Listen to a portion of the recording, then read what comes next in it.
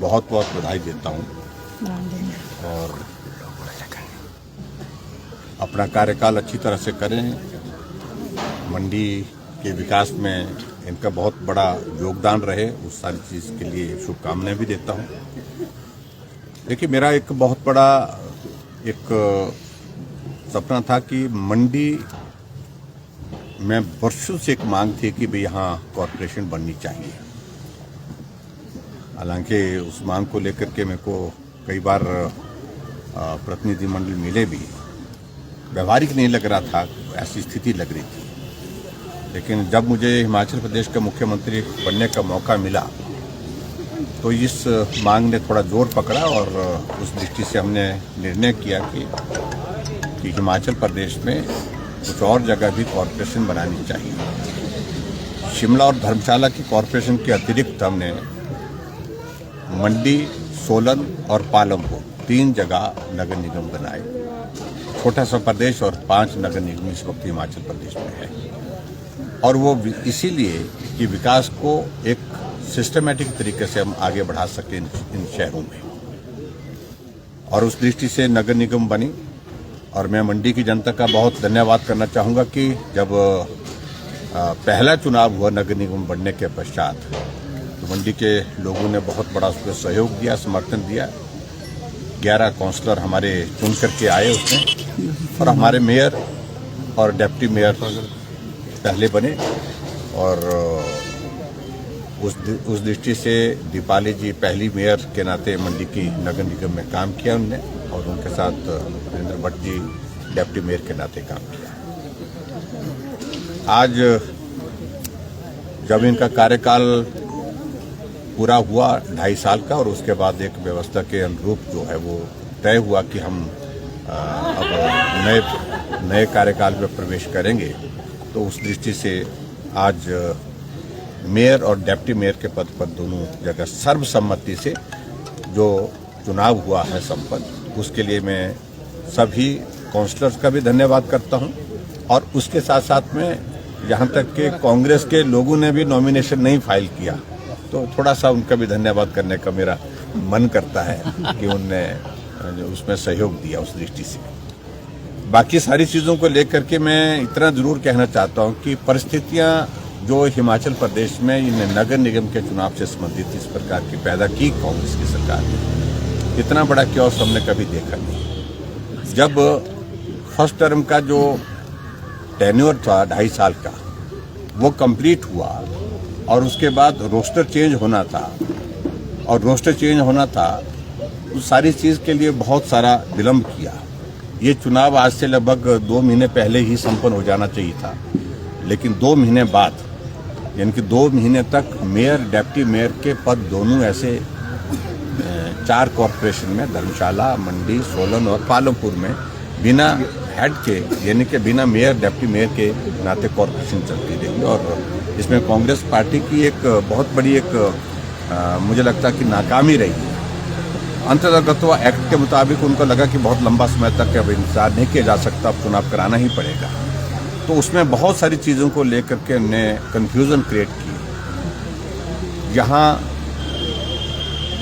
जो confusion create किया उसमें प्रमुख रूप से तो यही था कि डिप्टी कमिश्नर के माध्यम से गवर्नमेंट से क्लैरिफिकेशन मांगी गई थी, और उस क्लैरिफिकेशन को लेने के लिए बहुत सारा वक्त लगा दिया।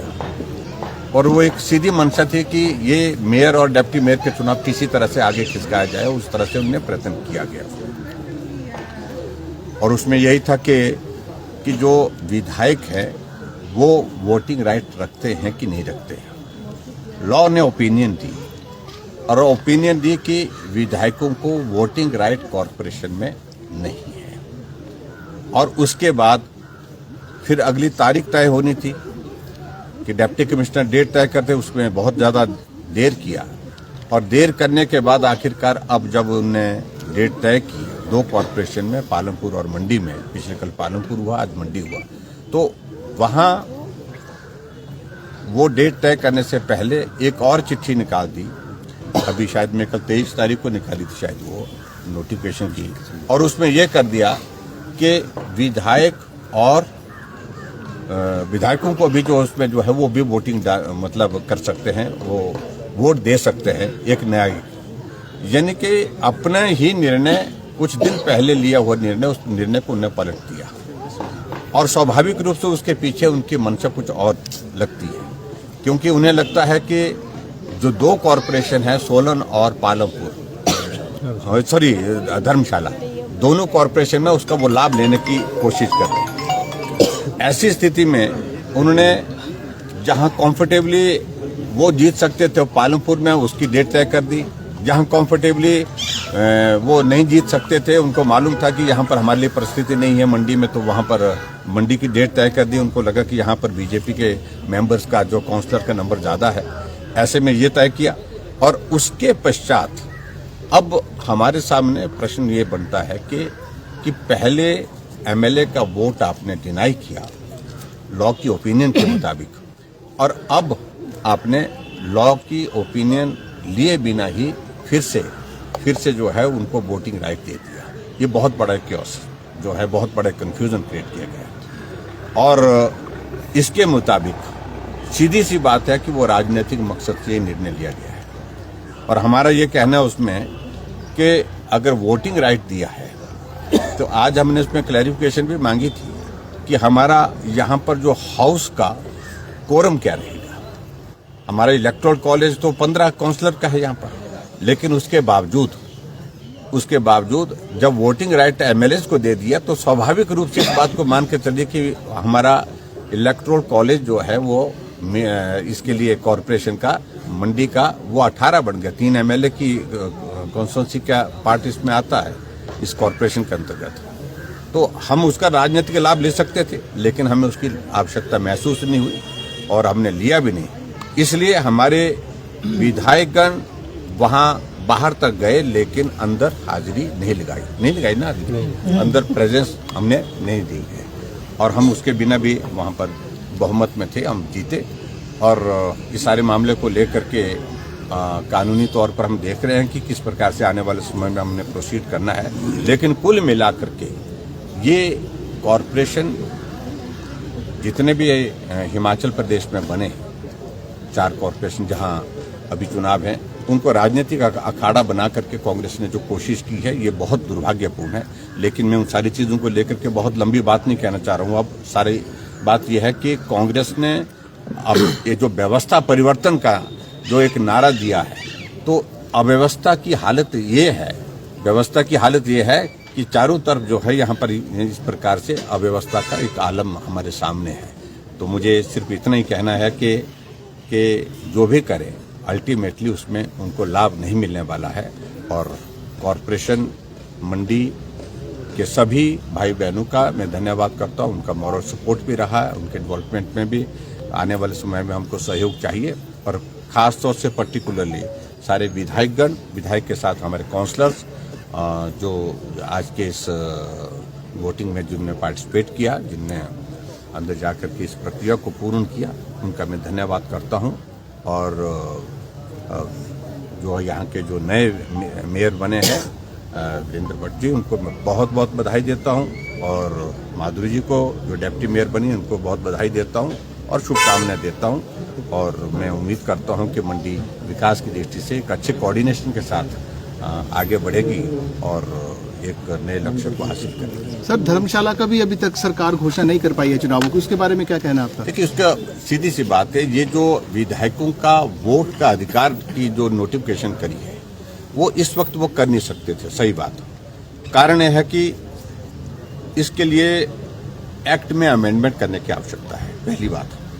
और अगर एक्ट में अमेंडमेंट होनी है तो वो विधानसभा के अंदर होनी है, और इन्होंने जो किया विदाउट जो है वो जो कैबिनेट की अप्रूवल के बिना ही एक सीधा ही नोटिफिकेशन कर डाला है, जो कानूनी तौर पे मैं मानता हूं कि वो वैध नहीं है।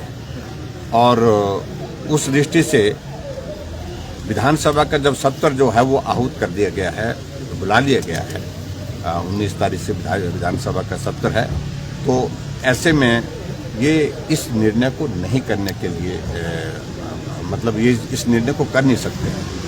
और मेरा ये कहना है कि कांग्रेस की सरकार ने वर्तमान में जो ये निर्णय लिया है ये बहुत ही दुर्भाग्यपूर्ण निर्णय है और इस सारे इसको हमको लीगली हम देख रहे हैं और निश्चित रूप से इसमें कोर्ट में भी जाने की बात है।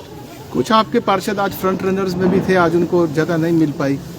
नहीं देखो, इस उनके नाराजगी, मैं एक बात जरूर कहना चाहता हूँ कि पार्टी का निर्णय होता है। पार्टी के सिंबल पर चुनाव हुआ था और पार्टी के सभी काउंसलर्स ने कहा कि भी जो भी निर्णय हुआ सर, जो हम यहाँ पर उपस्थित है उनने जाकर के सब लोगों ने पार्टिसिपेट किया।